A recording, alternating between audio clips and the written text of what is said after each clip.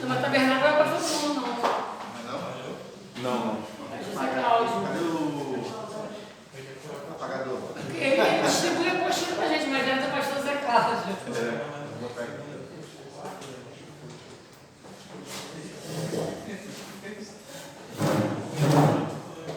Vamos nós então. Vamos nós.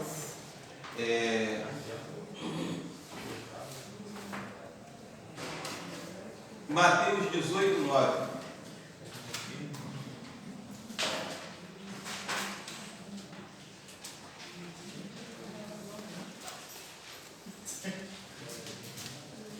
Mateus 18, 9. Isso.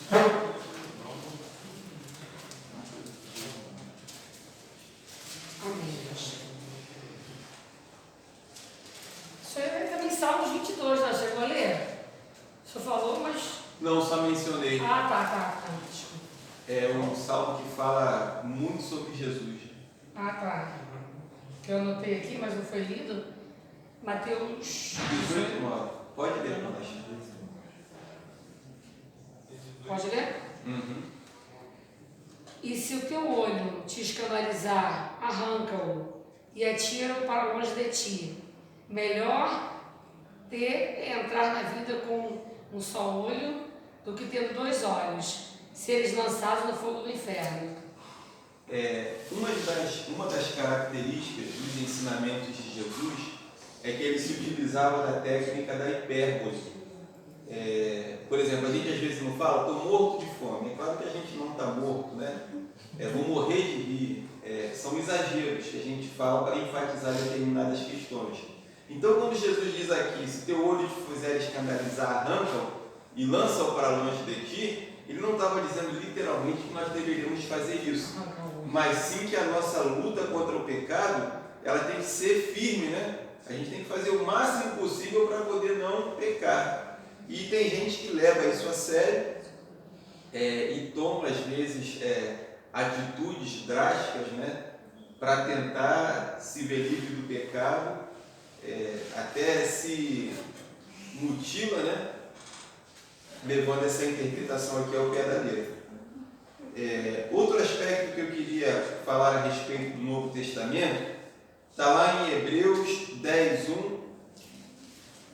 Quem que leu agora? Essa foi Heloísa, né? Isso. Fábio, pode abrir para a gente em Hebreus 10, 1. Timóteo, Efésios 2, 15. Timóteo, Efésios 2, 15.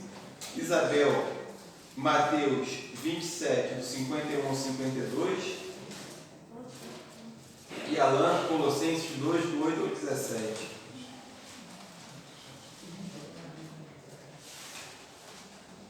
Fábio, Hebreus 10, 1. Timóteo, Efésios 2, 15. Isabel, Mateus 27, do 51 ao 52. Alan, Colossenses 2, do 8 ao 17. Pode ler? Pode ler. Porque, tendo a lei a sombra dos bens futuros e não imagem exata das coisas, nunca pelos mesmos sacrifícios que continuamente se oferecem cada ano, pode aperfeiçoar os que a eles se chegam. Olha aí, a lei, ela tinha a sombra das coisas futuras. Então, tudo aquilo que a gente encontra no Velho Testamento era apenas a sombra, né, daquilo que estava por vir. Efésios 2,15. Efésios 2,15. Aboliu na sua carne a lei dos mandamentos na forma de ordenanças, para que dos dois criasseis em si mesmo um novo homem, fazendo a paz. Aboliu na sua carne a lei que consistiam em ordenanças, né? E Mateus 27. E eis que o véu do templo se rasgou em dois, de alto e baixo, e tremeu a terra, e fenderam-se as pedras. E abriram-se os sepulcros, e muitos corpos de santos que dormiam foram ressuscitados. Olha aí, então o véu do templo se rasgou, né? Aquela separação que havia entre o santo e o santo dos santos acabou. E por último, Colossenses 2, do 8 ao 17. cuidado para que ninguém vos faça presa sua, por meio de filosofias e vãs sutilezas, segundo a tradição dos homens, segundo os rudimentos do mundo, e não segundo Cristo. Porque nele habita corporalmente toda a plenitude da divindade, e tendes a vossa plenitude nele, que é a cabeça de todo principado e potestade, do qual também fostes circuncidados, com a circuncisão não feita, por mão no despojar do corpo da carne, a saber, a circuncisão de Cristo, tendo sido sepultados com ele no batismo, no qual também fostes ressuscitados pela fé, no poder de Deus, que o ressuscitou dentre os mortos. E a vós, quando estáveis mortos nos vossos delitos, e na incircuncisão da vossa carne, vos vivificou juntamente com ele, perdoando-nos todos os delitos, e havendo riscado o escrito de dívida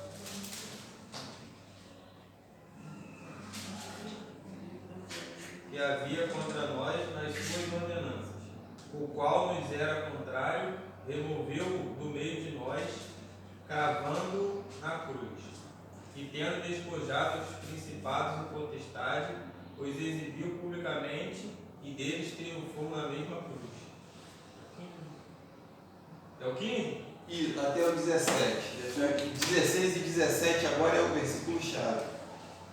Ninguém, pois, vos julgues pelo comer ou pelo beber, ou por causa de dias de festa, ou de lua nova, ou de sábados, que são sombra das coisas vindouras, mas o corpo é de Cristo. Olha só, nós temos uma religião chamada Adventista do Sétimo Dia, e eles prezam muito pela guarda do sábado. Muitas coisas que eles falam são boas e interessantes. Eles têm até um canal Novo Tempo, né? Eu sirvo esse canal. Conhece, né? Mas o que acontece? Eles tropeçam em alguns pontos doutrinários que o apóstolo Paulo condena. Por exemplo, eles dizem que nós somos obrigados a guardar o sábado. Só que aqui em Colossenses fica bem claro que ninguém pode nos julgar pela comida, pela bebida, por causa dos dias de festas de lua nova ou dos sábados, que são apenas sombras das coisas futuras, mas o corpo é de Cristo. Então, o que a gente precisa entender no Novo Testamento? Jesus ele disse assim: eu não vim abolir a lei, eu vim cumpri-la, eu vim confirmá-la. Só que existem dois tipos de leis: as leis cerimoniais, que consistiam em todas aquelas ordenanças, né, de purificação, de sacrifícios, e existem as leis morais. As leis cerimoniais, que são os sacrifícios de animais, o incenso que era colocado no templo, tudo aquilo ali tinha apenas um significado, né, um simbolismo. E essas leis cerimoniais, elas foram abolidas, as festas, as luas novas, os sábados, nada disso mais precisa ser guardado. Mas o que permanece da lei que Jesus falou que veio confirmar? É a essência da lei, que é amar a Deus acima de todas as coisas e ao próximo como a nós mesmos. Jesus resumiu os 10 mandamentos nesses dois, né? Que quem ama a Deus acima de todas as coisas e ao próximo como a si mesmo, automaticamente vai cumprir todos os aspectos da lei. Então, a lei cerimonial, ela foi abolida na cruz do Calvário.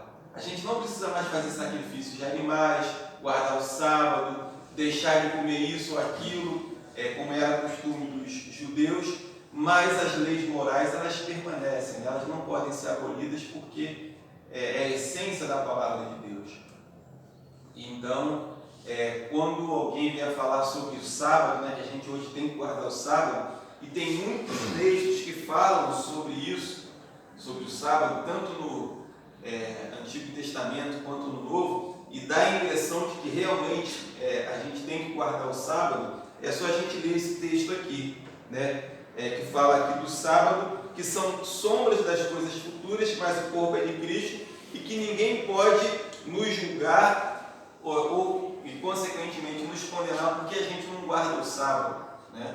Do sábado tem um versículo também que até que Jesus fala, né? Se o seu animal cair no buraco, você vai deixar esse, que é no sábado, também tem um versículo que fala sobre isso. Isso, porque eles davam tanto valor ao sábado, né, que as pessoas não podiam ser curadas por Jesus no sábado, mas olha a hipocrisia, né? Eles achavam que o semelhante deles, né, o ser humano, não podia ser ajudado no sábado, mas se um animal caísse no buraco, esse sim, tinha que ser tirado de lá. Então eles davam mais valor ao animal do que ao próprio ser humano.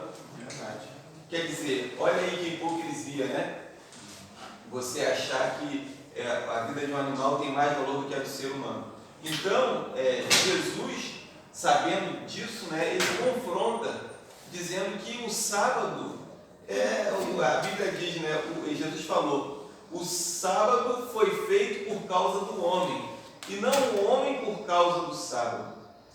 E os adventistas, eles colocam o sábado numa posição que Deus não colocou, né? Que Deus não exige mais de nós. Eu fiz uma reforma na Adventista do Sétimo Dia ali do Fonseca, aí queria terminar a obra no sábado.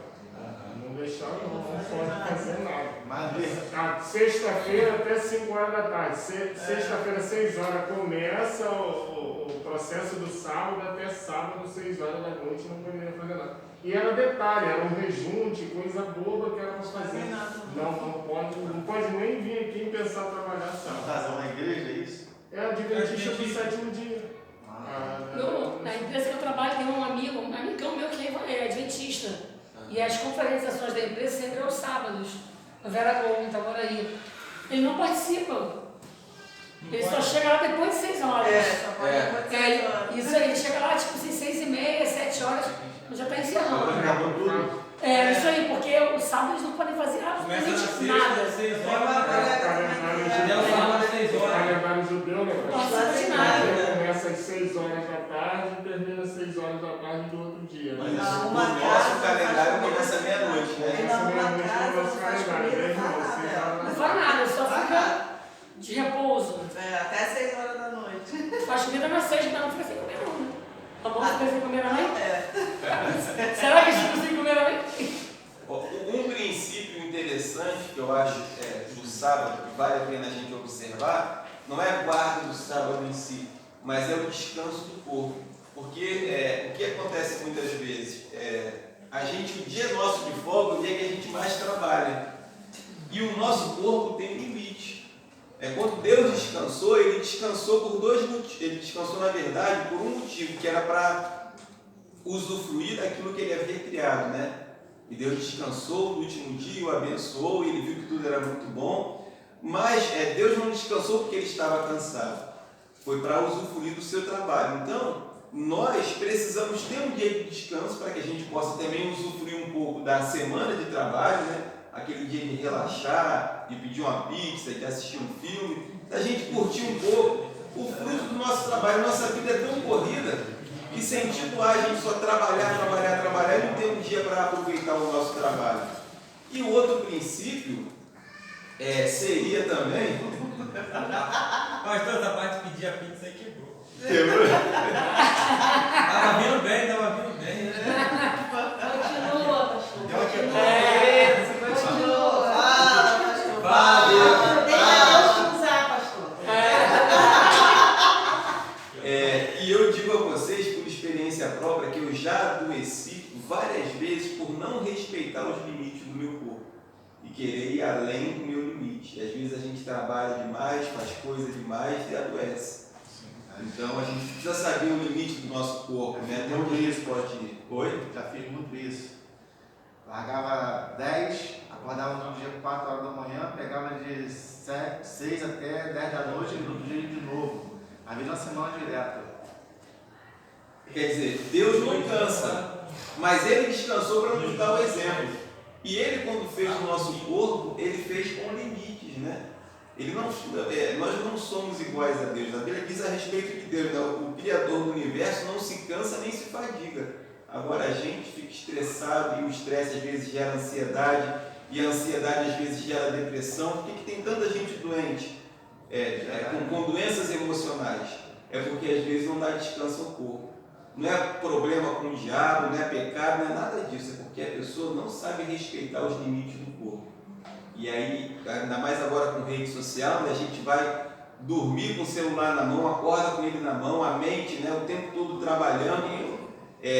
O corpo humano, ele foi feito, como é que funciona o nosso sono?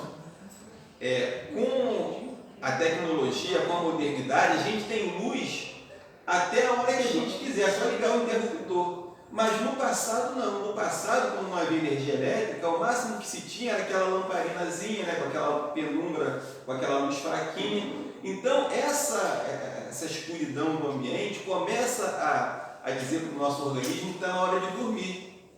E aí o organismo relaxa, né? A gente entra naquele processo, vai dando aquele sono e adormece. Durante séculos foi assim.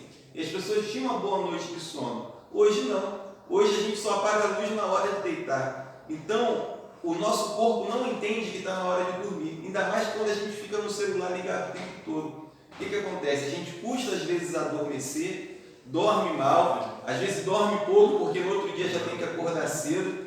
E isso daí desencadeia problemas de saúde, problemas emocionais.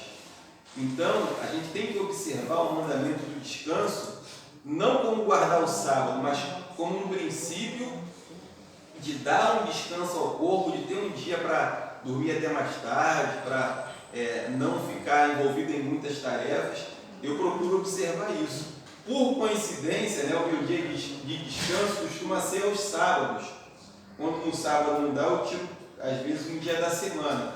E eu só não faço isso quando realmente acontece algum imprevisto, tem algum problema, né? Mas sábado é o dia mais tranquilo para mim fazer isso, de descansar. A não sei quando tem algum evento na igreja, eu procuro transferir para outro dia da semana. Mas eu tenho procurado, depois de já muito apanhar, né, e sofrer, observar esse dia de descanso. E quando eu estou em casa descansando, esse negócio de tarefa de casa, né, que em casa sempre tem coisa para fazer. Não adianta, casa, né, então se a gente entrar naquela, não vou aproveitar minha folga para fazer as coisas de casa, a gente não vai descansar nunca, eu não vou descansar nunca. Qual dia que a mulher pode tirar de folga para descansar? Também quero saber. Diz pra mim, qual dia que a mulher pode fazer isso? Fala, mas me ajuda aí, pelo amor de Deus. Eu também quero saber qual dia. Ontem meia-noite estava limpando o banheiro. Meia-noite. É o dia da pizza. O dia de acordar mais tarde, né? É o dia da pizza aí. Dá pra fazer a pizza. Olha, Não fazer a pizza, não. eu dou folga à minha esposa todos os dias. De De 8 da noite a 6 da manhã é folga dela. Tá vendo? De 8 da noite até 6 da manhã você pode tirar folga. Todo dia. Pelo menos hoje, né? É mais cedo. O parceiro do brinco. Não, eu tô dando minha folga pra ela. A mulher não existe, cara. Eu ainda já não tiro essa folga, porque meia-noite estava limpando o banheiro. Meia-noite não Não, eu tava dá. tirando, dá folga de 8 até 6 da manhã. Eu já estava vigiando nada, Tem não dia que eu não estava faço nada. Graças a Deus ele compreende muito isso. Não, meu marido também é tão pessoa, não precisa fazer nada, eu não faço nada também, mas eu sou doente. Eu sou perturbada. Mas tem dia que assim, ele vai falar pra mim, amor, não faz nada Aí hoje. quando eu parar, para um pouquinho, vai descansar. Eu que não paro, igual a máquina. Ele fala Eu vou pra mim, pifar uma ele dessa. fala, Vou. Esse é o 380. É. Oi? Ela não é ligada 220, é 380. Não, eu não falo, não, eu fico comigo. Agora eu vou morrer, vai falar Fazer que tirando o olho, eu mexicano. não para. Mas a gente precisa começar a criar esse hábito de descanso. Você Fora do desaparecimento.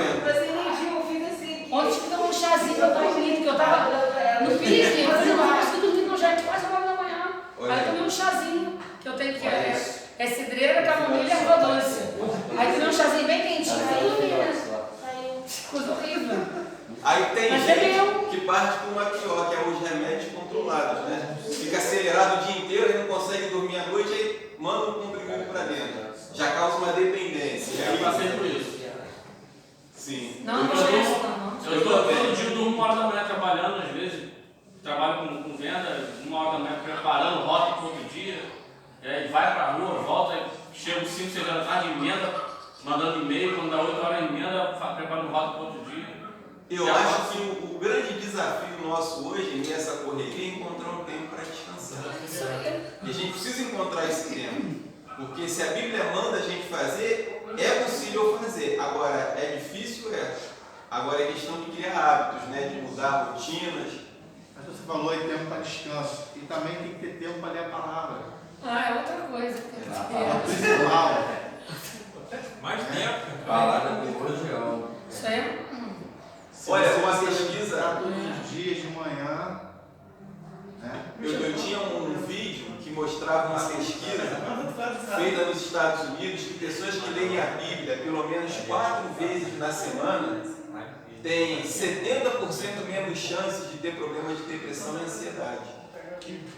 Glória a Deus. E a Bíblia constantemente, né? Aqueles que É o melhor remédio. Melhor remédio. Sim. Melhor remédio. Tudo que você precisa está aqui, né, pastor? Oi? A palavra de Deus. Tudo que a gente precisa. Isso é manual de vida, né? Agora, a gente precisa criar disposição para obedecer, porque Jesus fala, né? Aquele que ouve as minhas palavras e as põe em prática é semelhante àquele que constrói a sua casa sobre a rocha.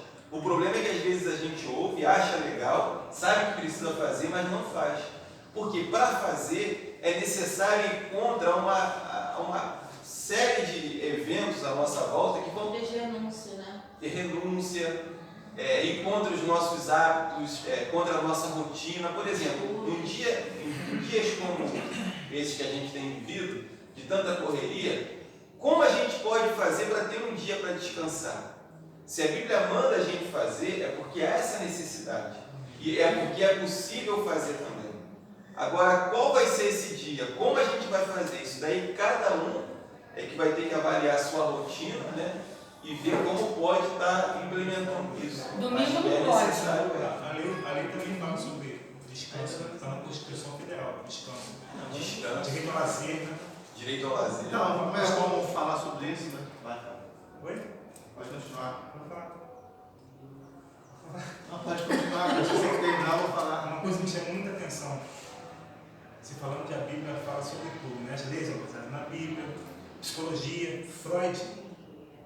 Eu tenho muito na minha memória Freud, porque meu avô tinha a coleção quase que completa de Freud e livro de filosofia, que ele era maçom, livro de engenharia. E o Freud é muito falado, nem chama a atenção da gente, porque o pai da psicologia, tá, o negócio todo. Eu estava aqui na biblioteca da UF. E o livro mais lido lá de Freud para os alunos de psicologia é um aluno que fala de desenvolvimento infantil. Eu já tinha essa ideia de Freud do meu avô, né? Ele, apesar de não deixar ler os livros de maçonaria de filosofia dele, eu tinha isso em mente, eu via lá a literatura que ele usava. Quando eu vi a busca por esse livro, que era o livro mais consultado lá, da psicologia, eu fui abrir curiosidade. Cara, a primeira coisa que eu tive a ver noção, o livro mais lido dele é todo baseado na Bíblia. Ele não tirou aquele livro de outro lugar, mas enunciado é tudo da Bíblia. E ele é o pai da psicologia. Aí a gente vê, né, a veracidade e a importância da Bíblia. Verdade. Irmão Timóteo, quer falar?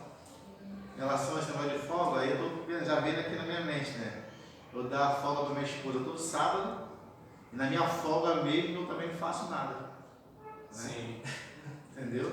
Aí na outra folga, aí eu trabalho até meio-dia. Né? Tem muita coisa para me fazer ainda. Né? Eu faço a nossa obra lá em casa e eu estou fazendo. Né? Apesar de eu não ser um pedreiro, mas fazer algumas coisas. Então, minha folga, eu tiro minha folga. Né? O sábado ela tira a folga dela. Na outra folga minha, eu trabalho só até meio-dia, né? Para poder ter de tarde de descanso também. Né? Sim, e às vezes a gente pensa que trabalhando na folga a gente está sendo produtivo, mas não dá. Eu, por exemplo, se eu não tiver um dia de descanso, eu fico com o meu corpo lento, cansado, e eu não consigo produzir e desenvolver bem. Então, eu sou muito mais produtivo se eu descansar do que eu trabalhar direto. O descanso é uma forma de reabastecer as energias, né? Isso. É um combustível. Não, hoje eu vou só me alimentar, né? Vou calibrar aqui tudo, vou recarregar as baterias, para depois Quando eu falei que dava folga minha esposa só uma vez, eu tava brincando, tá, gente? Pelo amor de Deus. Meia-noite você. mas eu vou levar bichinha trabalha. Vou falar em casa, amor, olha só, hoje não tem roupa lavada, não tem comida, e ó, resolve que Deus mandou ficar quietinho descansando. Hoje é dia de descanso. Ela já vai pedir uma pizza. Eu tenho vontade de uma muito boa, você vai adorar. Até que ela faz é melhor que compra.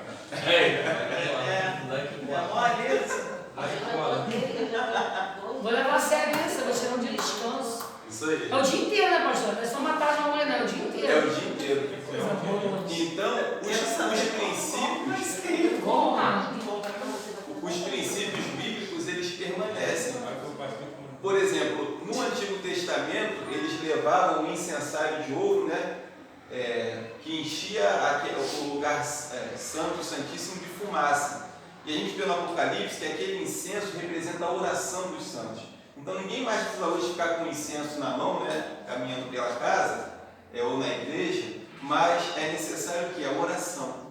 Então tudo aquilo que havia no Velho Testamento é a sombra do Novo Testamento. E os princípios que são morais, os princípios que são estabelecidos por Deus para o nosso bem, eles precisam continuar sendo observados. Eu não preciso guardar o sábado em si, mas eu preciso entender que eu tenho que dar descanso ao meu corpo em algum dia da semana. É isso. Então, agora vamos passar para um texto do Novo Testamento que vai ser o fechamento da matéria. 1 Timóteo 2, do 1 ao 5. Começando do início, 1 Timóteo 2, do 1 ao 5.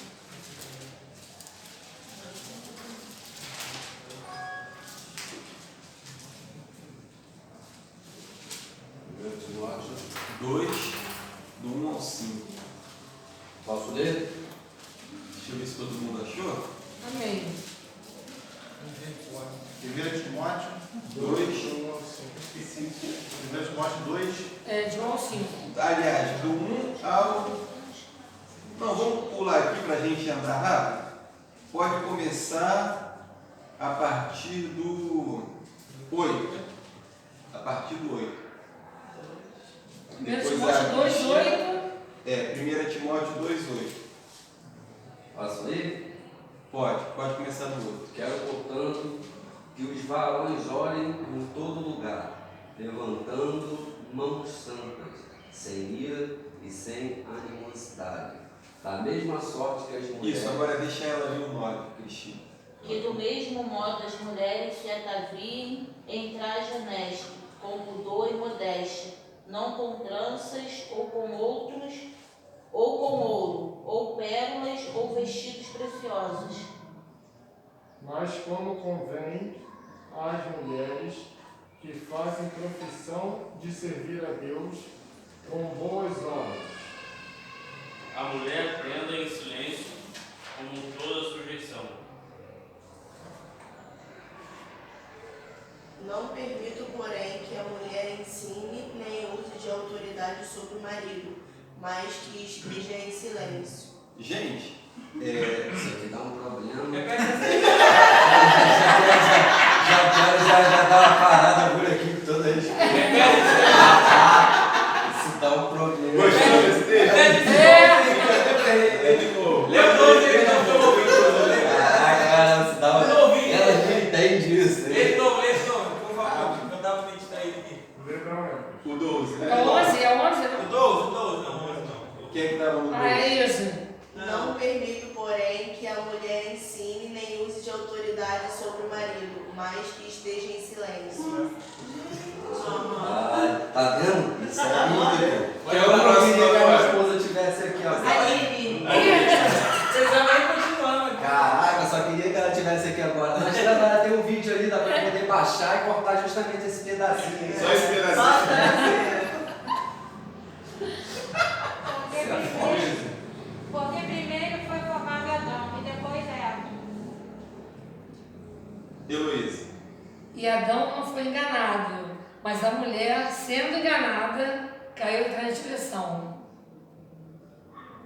Salvar-se-á, porém, dando à luz filhos, se permanecer com modéstia, na fé, no amor e na santificação. Bom, aí bagunçou de vez, né? Agora eu não precisação, né?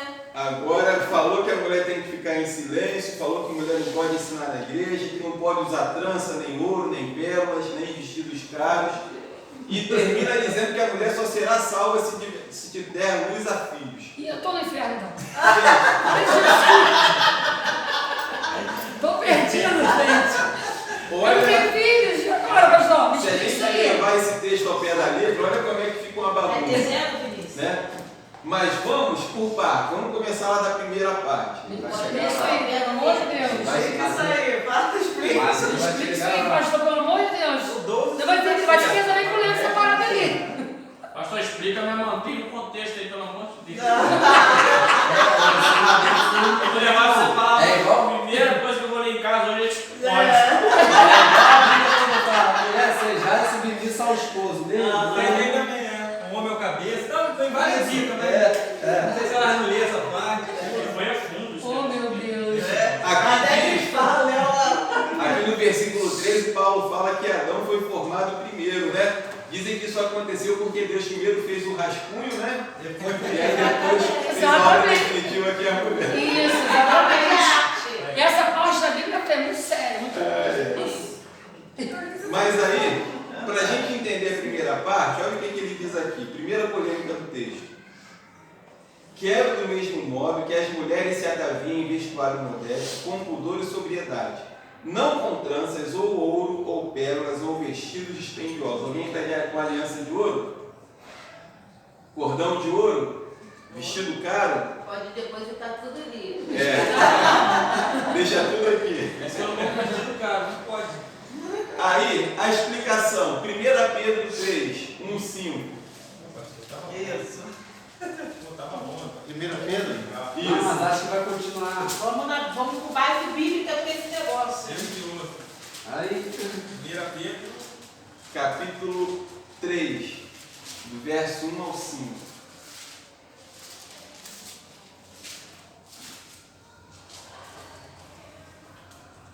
Pedro 3, do 1 ao 5.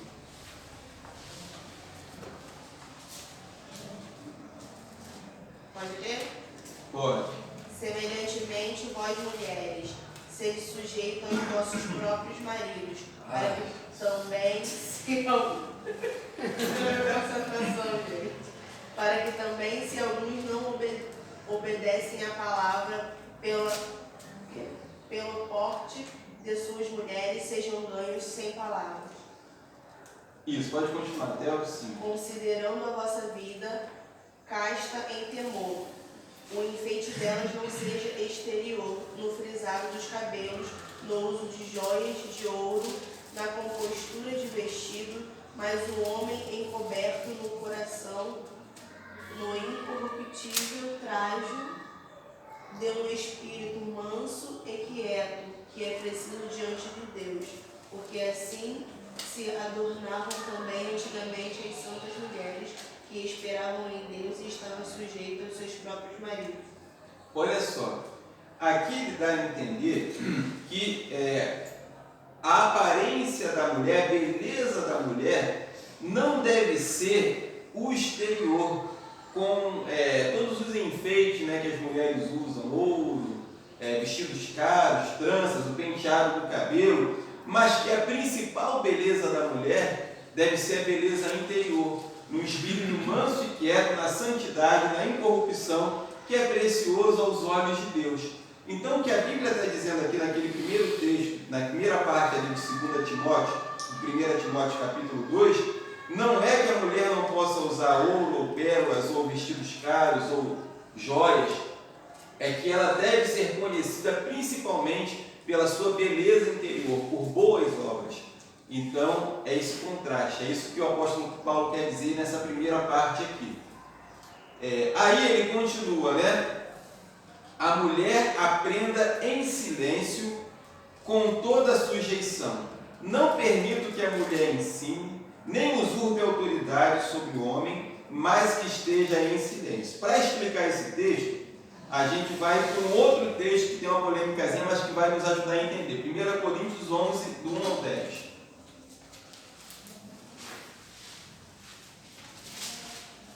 A primeira parte ficou ok?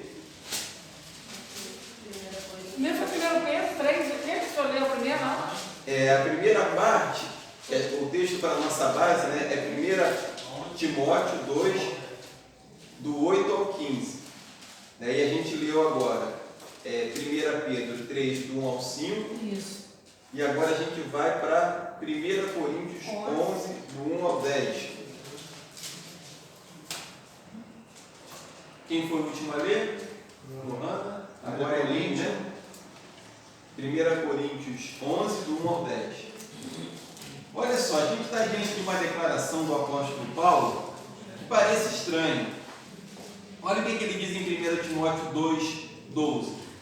A mulher, 11, né? Aprenda em silêncio, com a toda sujeição. Não permito que a mulher ensine, nem usurpe a autoridade sobre o homem, mas que esteja em silêncio. Quer dizer, será que o apóstolo Paulo está dizendo aqui que mulher não pode falar na igreja? Mulher não pode ensinar? Mulher não pode pregar? Parece que ele está dizendo isso, né? Mas vamos lá para 1 Coríntios 11, do 1 ao 10. Pode. Sede meus imitadores, como também eu de Cristo. E louvo-vos, irmãos, porque em tudo vos lembrais de mim, e retendes os preceitos como o povo entendeu. Mas quero que saibais que Cristo é a cabeça de todo o varão, e o varão é a cabeça da mulher, e Deus a cabeça de Cristo. Todo homem que ora ou profetiza, tendo a cabeça coberta, desonra a sua própria cabeça. Mas toda mulher que ora ou profetiza com a cabeça descoberta, desonra a sua própria cabeça, porque é como se estivesse rapada.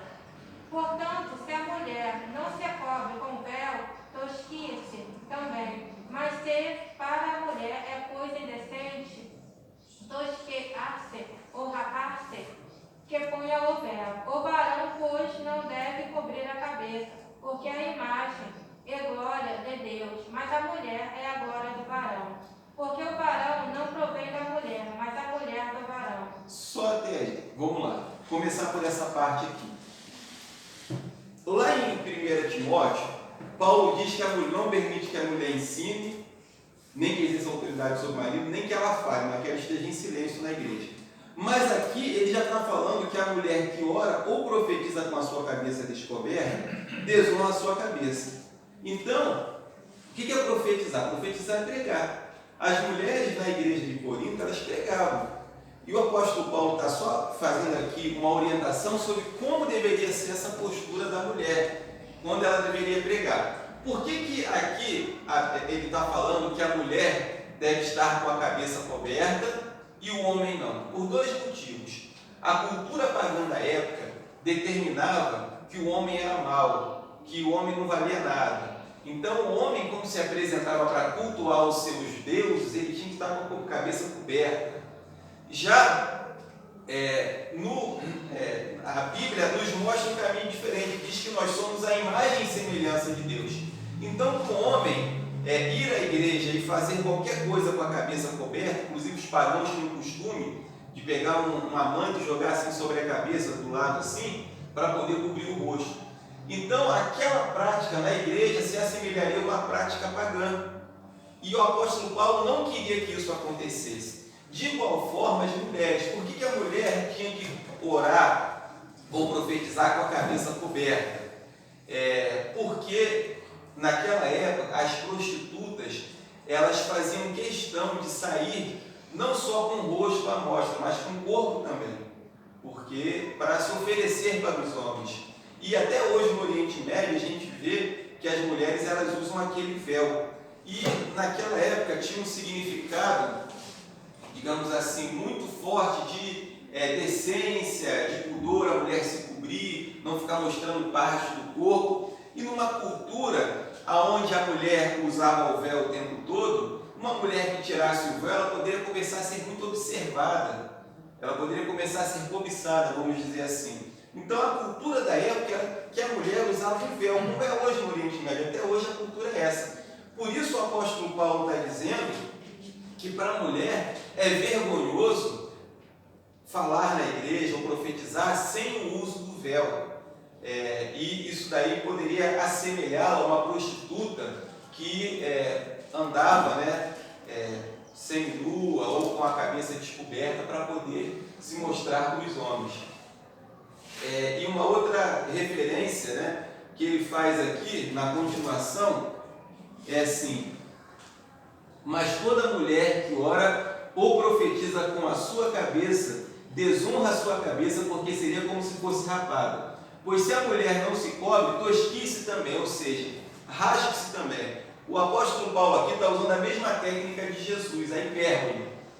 Ele está dizendo: se você quer ficar descoberto, então rasga logo a cabeça, fica careca de vez. É mais ou menos isso que ele está dizendo. E ele vai falar que a mulher pode usar o cabelo como véu, né, em forma de se cobrir, de manter a discrição. Não necessariamente precisa ser aquele véu de pano, né, mas o cabelo ou o véu, tanto faz, né? Quer dizer, então, é nesse sentido aqui que o apóstolo Paulo está falando que a mulher deve se cobrir, para não se assemelhar aos pagãos. E o homem não se cobrir também para não se assemelhar ao que era feito no culto pagão. Mas o que eu queria destacar aqui é que ele diz que a mulher ora ou profetiza com a cabeça coberta. Então ele permite que a mulher ensine na igreja e que a mulher também fale em público.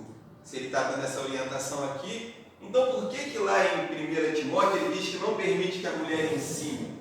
Vamos lá, né? Agora a gente vai voltar lá. Vamos aqui na continuação do texto. Quem é que estava lendo? Ali. Isso, pode continuar. Porque também o varão não foi criado por causa da mulher, mas a mulher por causa do varão. Portanto, a mulher deve ter sobre a cabeça sinal de poderio, por causa dos anjos. Olha só, uma outra questão polêmica. O que anjo tem a ver com esse texto aqui? A gente precisa só ressaltar rapidinho, nós falamos numa aula aí sobre anjos. Anjos são seres inteligentíssimos, seres que participam da nossa vida, do nosso cotidiano, que estão ativamente envolvidos na igreja, apesar de nós não vermos.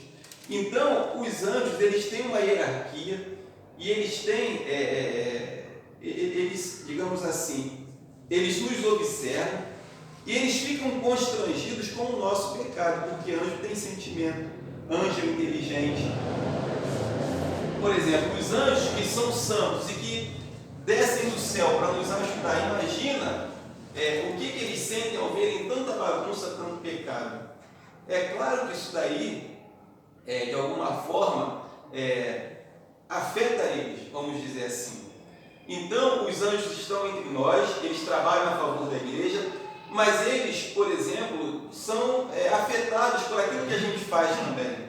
Vamos colocar dessa forma, né? E aqui a gente encontra o apóstolo Paulo dizendo o seguinte: olha, vamos respeitar os papéis de cada um, do homem, da mulher, a autoridade, por causa dos anjos, para que dentro da igreja haja uma conduta entre homens e mulheres que agrade a Deus, e ele menciona os anjos também, porque devem ser levados em conta. Às vezes a gente leva em conta o que o outro vai pensar, o que Deus vai pensar, mas tem o anjo lá também, né? A gente pensa assim: vou fazer isso aqui, não tem ninguém vendo, né? A gente sabe que Deus está vendo e tem um anjo ali, às vezes, vendo também. Então ele menciona aqui o anjo, nesse contexto de igreja, como alguém que vai se incomodar caso as coisas não sejam feitas de acordo com a determinação de Deus. Mas aí, na continuação, ele vai dizer, pode ler. Todavia, nem o varão é sem a mulher, nem a mulher sem o varão no Senhor. Porque como a mulher provém do varão, assim também o varão provém da mulher. Mas tudo vem de Deus. Julgai entre vós mesmos.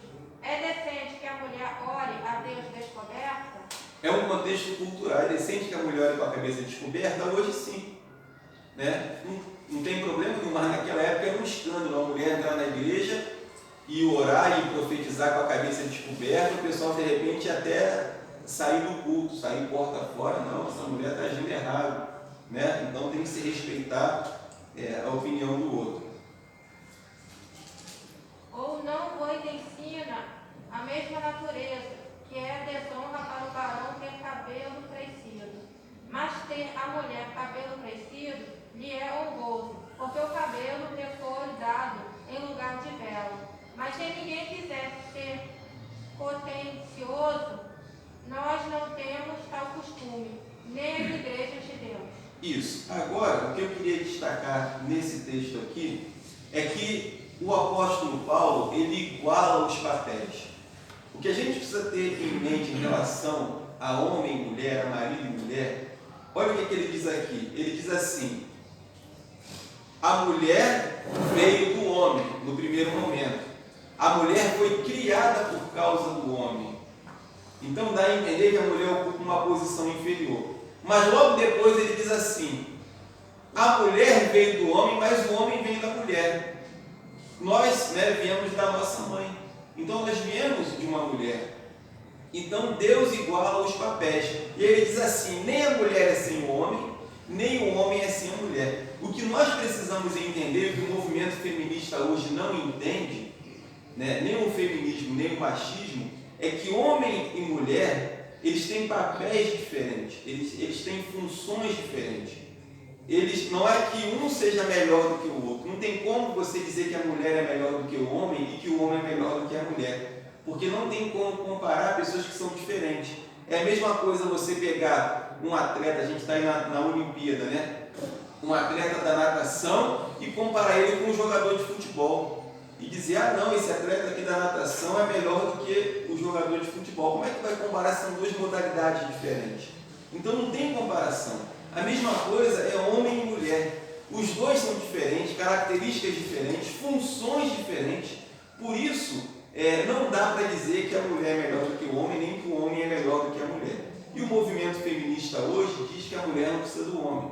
É uma resposta ao machismo que massacrou a mulher durante séculos, colocando o homem sempre numa posição superior.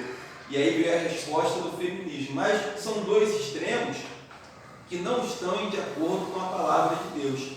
E aí a gente precisa ter um equilíbrio de saber, por exemplo, que Deus, ele colocou o homem como líder da família, na liderança da família. Isso não quer dizer que ele seja melhor do que a mulher, simplesmente é uma função que ele ocupa. É diferente. Não é porque ele está na liderança que ele é melhor do que a mulher, mas é a função que Deus deu a ele. Deu também a ele característica para que exerça essa função. E aí a gente vai voltar lá para o texto de 1 Coríntios, 1 Timóteo. E aí a gente vai entender que o apóstolo Paulo aqui não está falando de igreja, ele está falando de família. Porque a gente pensa aqui quando ele diz assim, mas convém a mulher, versículo 11, aprenda em silêncio com toda sujeição. Não permito que a mulher ensine nem usurpe a autoridade sobre o homem, mas que esteja em silêncio. Aí ele vai citar aqui, porque Adão foi formado primeiro e depois Eva. E ele cita o exemplo de família.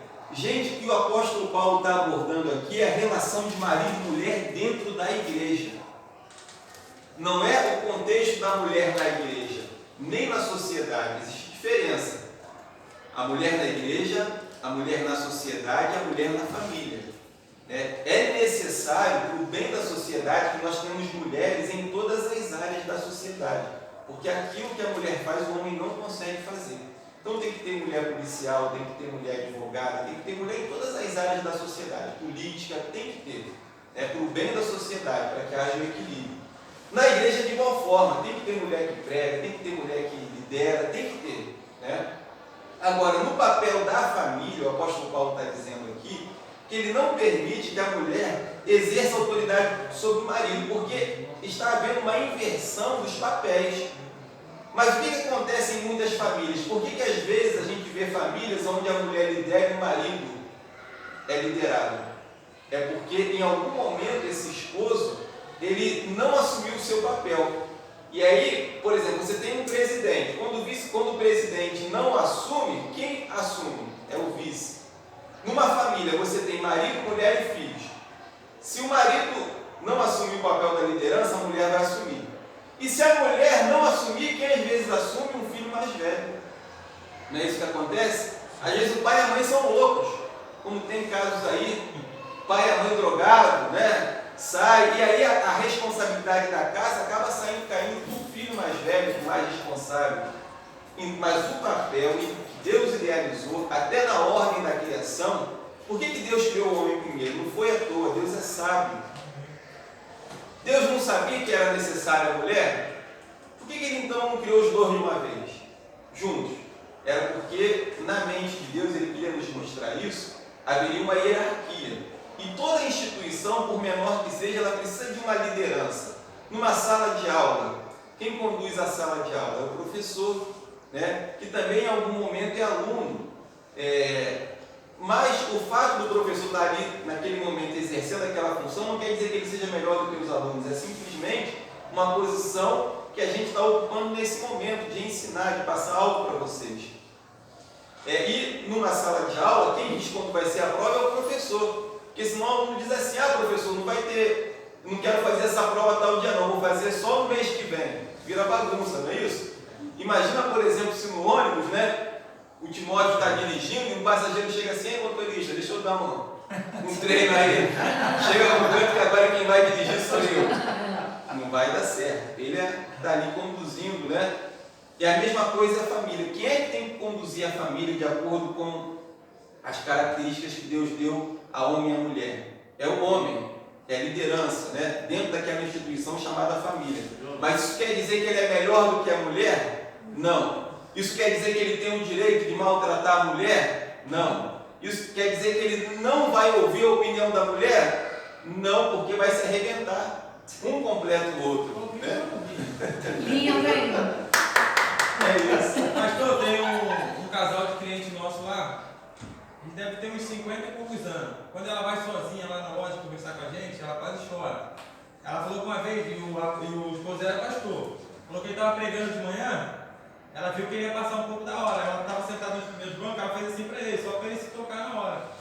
Ele, no meio da igreja, ele falou: você não sabe que eu não estou, eu sei a hora.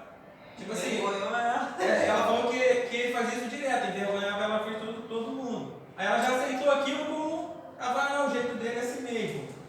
Eu acho um pouco complicado, porque ele é um pastor, ele conhece bastante, né? Eu acho que ele não deveria fazer isso.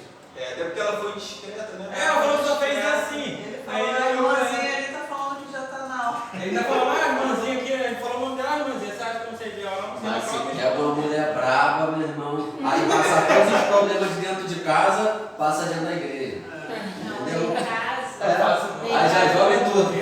Em casa funciona assim. A gente, no caso, somos marido e mulher, eu pastor da igreja. Eu entendo que isso também vai muito da mulher. Eu entendo que dentro da igreja, ele é a autoridade ali. Então, assim, quando ele fala alguma coisa, que às vezes eu não concordo com uma coisa, eu procuro depois conversar com ele em casa, entendeu? Alguma atitude que ele toma, a gente procura estar sempre conversando, se entendendo, né? Às vezes ele fala uma coisa, eu chego em casa e converso com ele, mas dentro da igreja eu procuro não fazer. Por quê? Porque se ele ali tem que respeitar ele como autoridade, se ele vai passar da hora ou não, isso aí já está na direção de Deus, né? Eu entendo assim. Então assim, eu não fico falando essa coisa toda. Porque a gente, mulher também, às vezes a gente procura coisas porque a gente também não sabe chegar no momento certo de falar. Ela foi discreta dentro da igreja, mas estava dentro da igreja no momento que ele estava pregando. Entendeu? Então podia sabe, né? Depois chegar pro culto. Tá olhando a pregação ou tá olhando pra hora? Entendeu? Ou seja, ela não estava prestando atenção na pregação, ela estava mais preocupada com a hora do que com a pregação, né? E quando na pregação é Deus falando, então quer ter que ficar ali, que ela estiver tão preocupada, lá se ele vê, ele passa da hora. Eu procuro depois, quando acaba, eu falo, não é hora, meu Deus.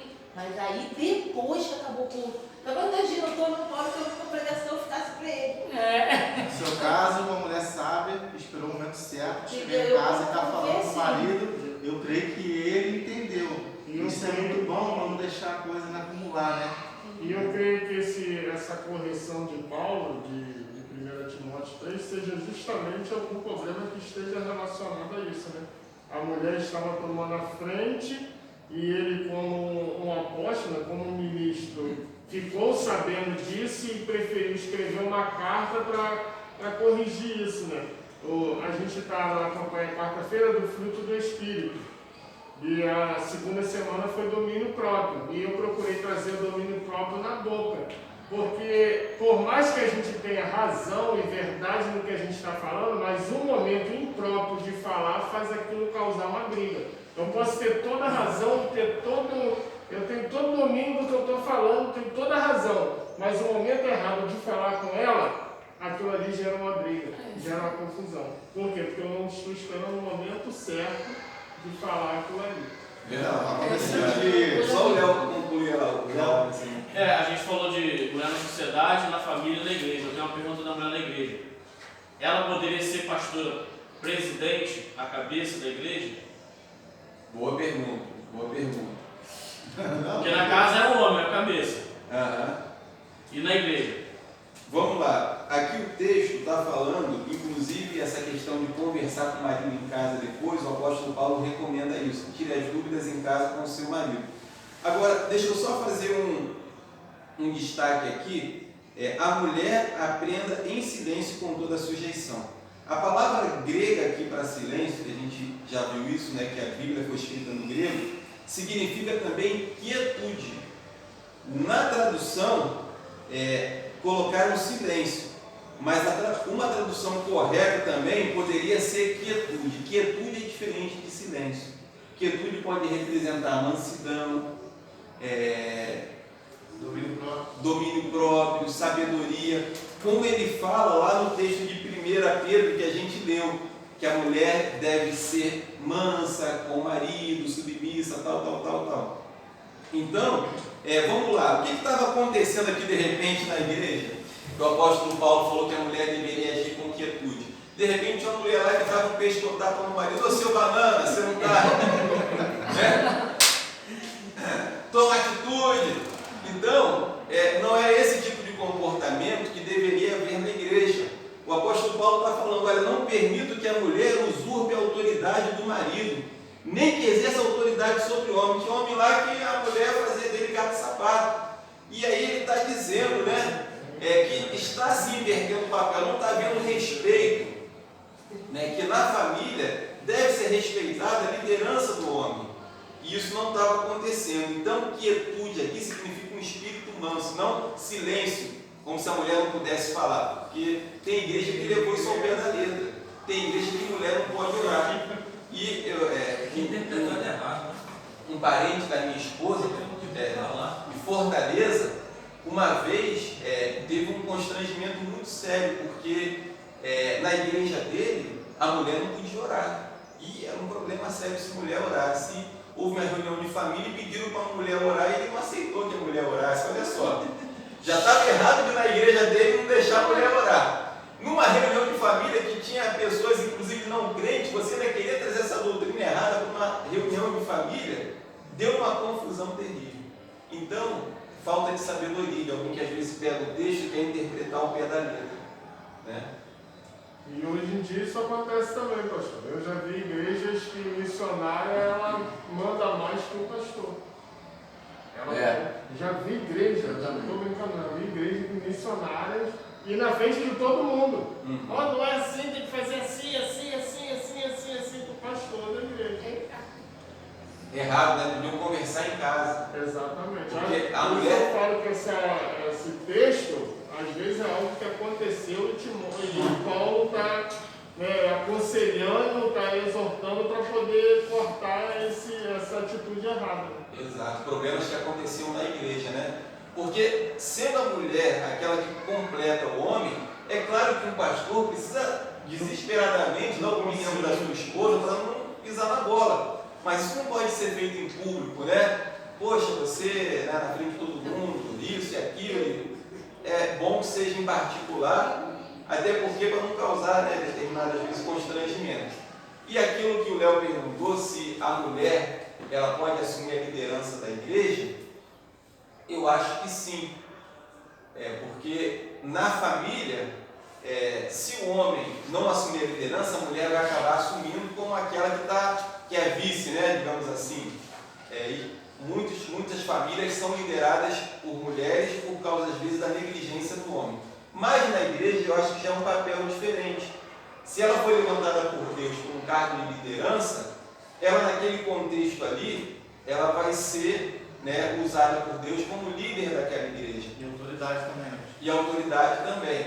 É claro que o papel do marido ao lado dela vai ser fundamental para suprir, né, naquilo que ela é carente e ajudá-la com a característica de que um homem pode, né, está ali auxiliando.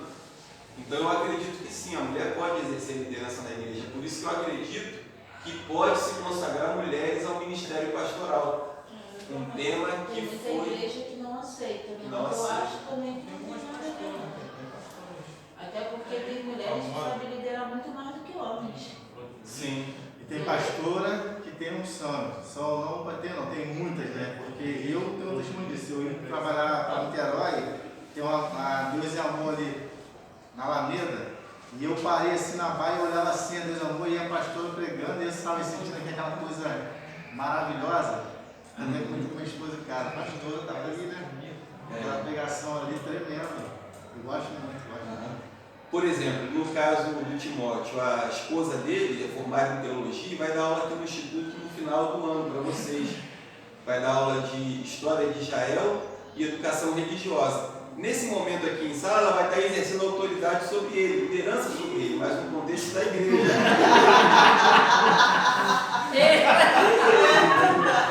Deus amigo a sua defesa. Mas estamos ficar quietinho. Depois você assistir de casa. Não, quero estar presente.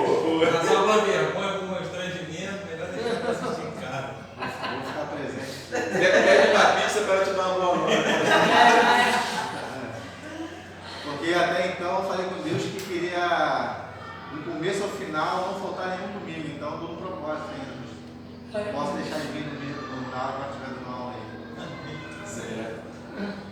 E aí, ele vai colocar aqui o versículo 13, né? Porque Adão foi formado primeiro, depois Eva. E Adão não foi enganado, mas a mulher, sendo enganada, caiu em transgressão. A impressão que dá, até mesmo pelo relato de Gênesis, é que Deus ele olha a mulher no sentido da queda. E nós olhamos também, Eva foi enganada e não Adão. Sara convenceu Abraão a ter um outro filho com a escrava e deu um problema danado. Então a gente sempre foca nas decisões erradas que às vezes o outro toma. Mas o que o apóstolo Paulo ressalta aqui é a ordem da criação. Então o homem exerce o papel de liderança pela ordem da criação e a mulher, olha só como é que é importante essa relação de homem e mulher. Imagina Eva lá no jardim do Éden, sendo tentada pela serpente. Satanás viu que ela era o elo mais fraco naquela família. Ele observou, ele viu todas as possibilidades, porque é um ser inteligentíssimo, muito mais do que nós. Ele viu o ponto fraco e ele falou, eu não vou tentar Adão, porque eu não vou conseguir sucesso. Eu já vi que com ele não dá, eu vou em Eva.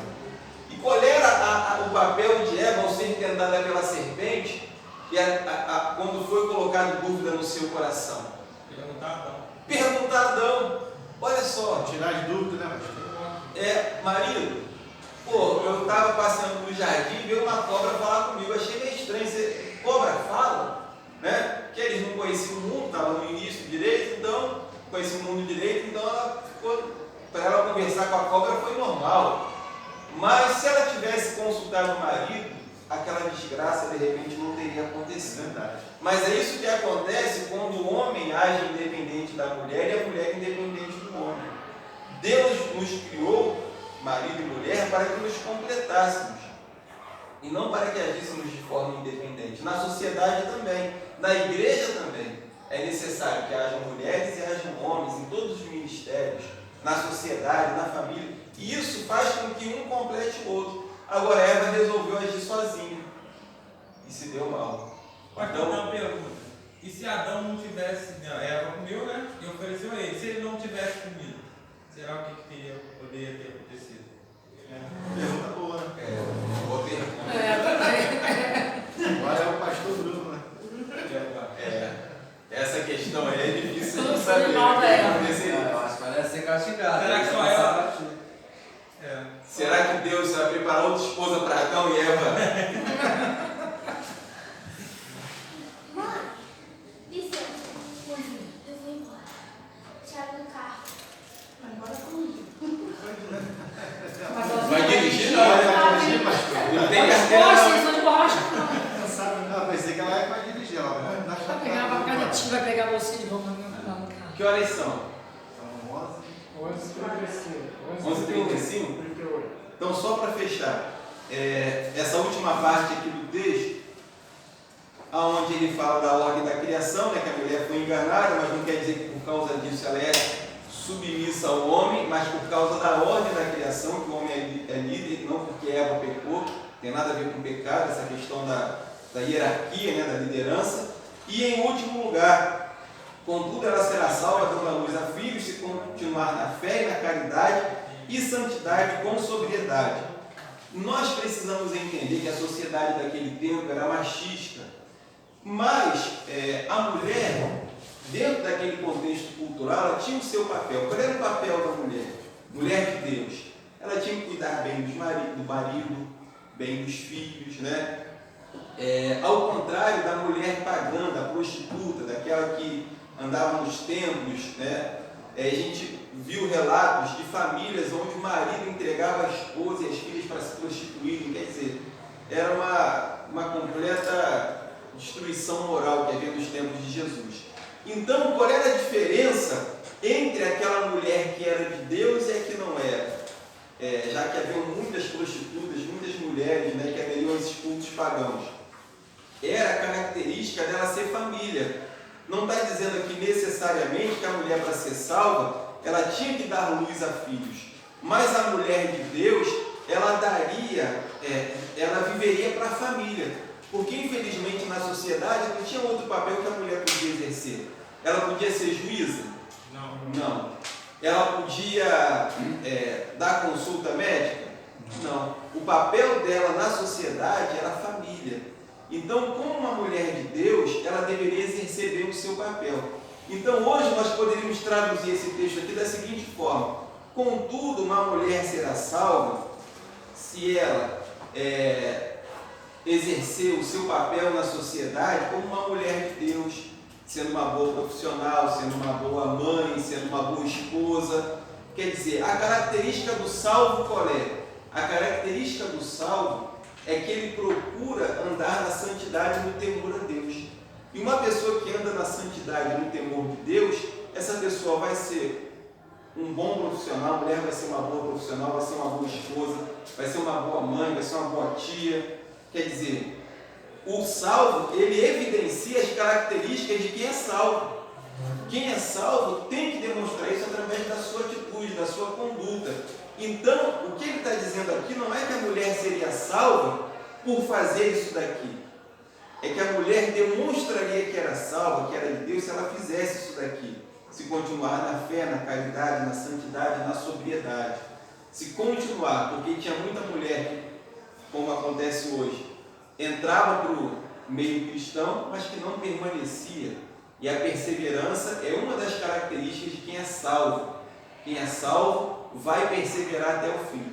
Quem não perseverar até o fim é aquele que, na verdade, nunca nasceu de novo, não conheceu Jesus de verdade, né? Criou por algum tempo, como fala a parábola do semeador.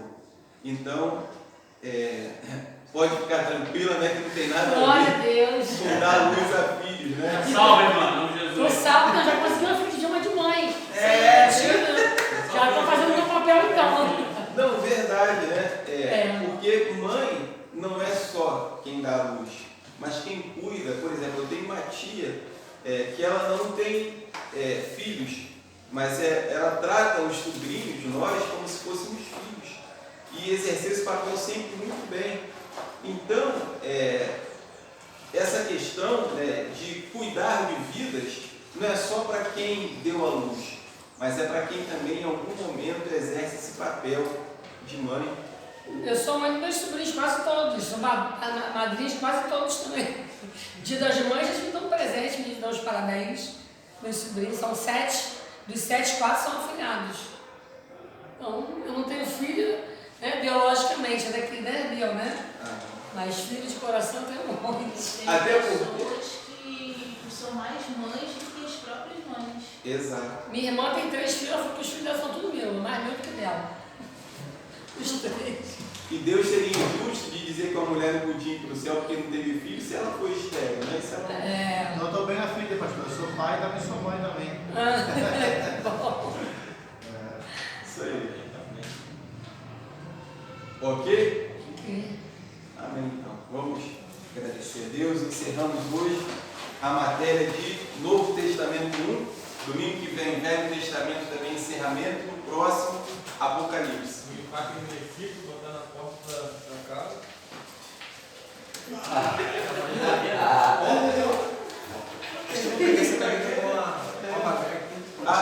te falar, vai pegar uma passagem, vai no Google, vai pesquisar também o que o Mário. Você bota não, cara, a mulher tá do seu lado aí. Não tem, não. Não tem esse versículo, não. Olha pra gente. Pai querido Deus, nós louvamos, Deus, mais uma oportunidade de estar aqui reunidos em Teu nome para aprender, Senhor Deus, cada dia mais, a Tua palavra, entender, Senhor Deus, o real propósito do Senhor em nossas vidas. Eu te agradeço, Senhor Deus, pela vida de cada um aqui presente, Jesus. Abençoe, Senhor Deus, cada família aqui representada. Abençoe, Senhor Deus, a vida do pastor Bruno. Continua, Senhor Deus, dando sabedoria a esse homem para ensinar, para fazer discípulos, ó Deus. Aqui nós te louvamos por tudo, em nome de Jesus Cristo. Amém. Amém. Bom domingo, meus amados. Até mais tarde. Tchau, pastor. Até mais tarde. Bate e volta. Muito bom.